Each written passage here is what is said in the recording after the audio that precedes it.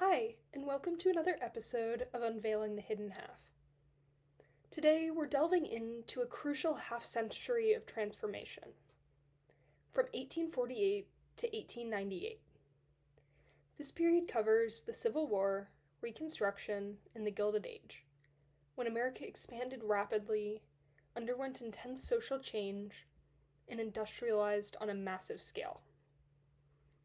As we'll explore, women played indispensable roles during these years, shaping political movements, working in wartime, and pushing back against the limitations imposed by patriarchal laws and societal norms.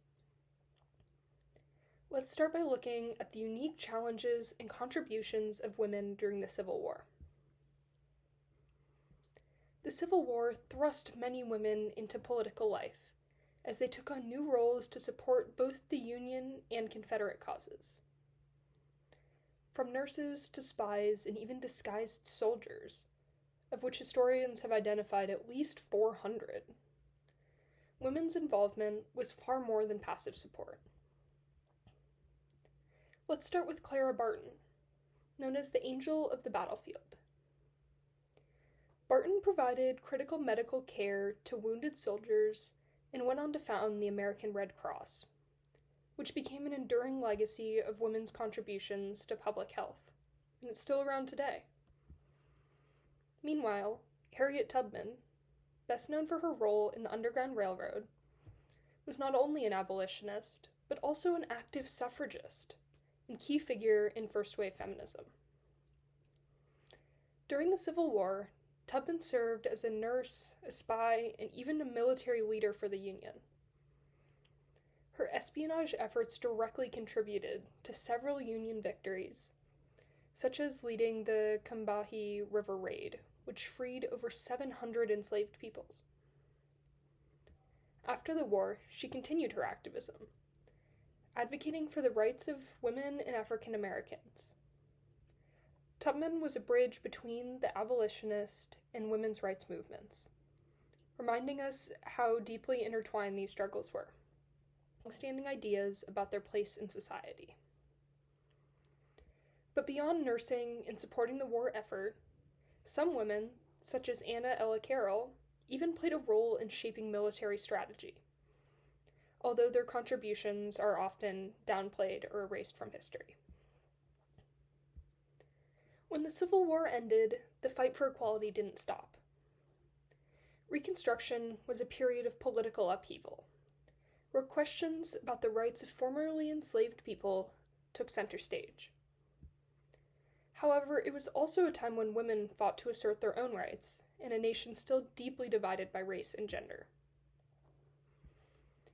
The 14th and 15th Amendments, which granted citizenship and voting rights to Black men, were a turning point in American history, but they left women out. The struggle over whether women should be included in these new definitions of citizenship created a rift in the women's suffrage movement, leading to the formation of two competing organizations. The National Women's Suffrage Association, the NWSA, led by Elizabeth Cady Stanton and Susan B. Anthony, and the American Women's Suffrage Association, AWSA, led by Lucy Stone. The NWSA opposed the 15th Amendment because it didn't include women, while the AWSA supported it, arguing the rights are intertwined and the amendments would create a good foundation for women's suffrage arguments. During Reconstruction, women, especially Black women, also played crucial roles in local politics, community building, and education. Frances Watkins Harper, who we talked about in the previous video, whose speeches and writings remind us that the fight for equality was, and still is, intersectional. And another key figure from this period is Anna Julia Cooper. Cooper, an educator, author, and scholar, was one of the most prominent Black women intellectuals in the 19th century. She emphasized the importance of education for African Americans, particularly Black women, as a means of liberation and social advancement. Cooper famously said, "Only the black woman can say, when and where I enter, the whole race enters with me." Her work as a teacher and her advocacy for higher education for black women helped reshape Southern society. Although the Compromise of 1877 and the end of Reconstruction would soon reverse many of these gains. The Gilded Age was a time of rapid industrialization, urbanization, and wealth inequality. For many women, this era brought new opportunities in the workforce, but also new challenges. Women found jobs in factories as typists, telephone operators, and more, but they were often paid far less than their male counterparts. The rise of industries also led to dangerous working conditions, as seen in the infamous Triangle Shirtwaist Factory fire of 1911, which exposed the exploitative labor practices many women endured. During this period, many working-class women joined the labor movement demanding better wages, working hours, and conditions. Mary Harris, or Mother Jones, emerged as a prominent labor organizer, fighting for workers' rights in industries dominated by women, such as textiles and garment factories. At the same time, upper and middle-class women turned to progressive reform movements. One key issue was temperance. The Women's Christian Temperance Union, WCTU, led by Frances Willard, became one of the largest and most influential women's organizations in the United States.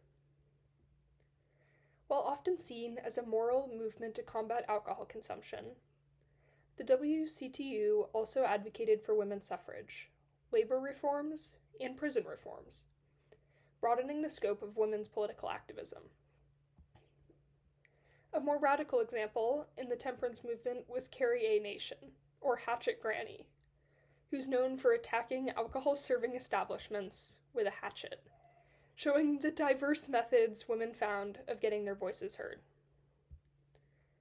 Another pioneering figure from this period was Victoria Woodhull, who in 1872 became the first woman to run for president in the United States. Although her candidacy was largely symbolic, it challenged the belief that women had no place in national politics.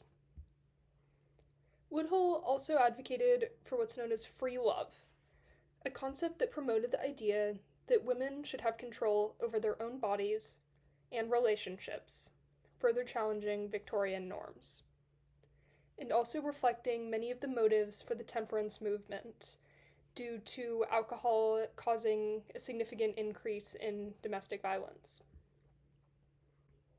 While white women's organizations often excluded women of color, Black women and other marginalized groups were also actively organizing. Ida B. Wells, a journalist and civil rights activist, was a key figure in both the women's suffrage and anti-lynching movements. She faced constant resistance from white suffragists who refused to address issues of racial violence. During this period, women's suffrage gained momentum, and as we approach 1898, the groundwork was being laid for the eventual ratification of the 19th Amendment. While the 19th Amendment was still decades away, the seeds of movement had been planted, and women's political activism continued to grow. As we've seen, the period from 1848 to 1898 was one of profound change for American women.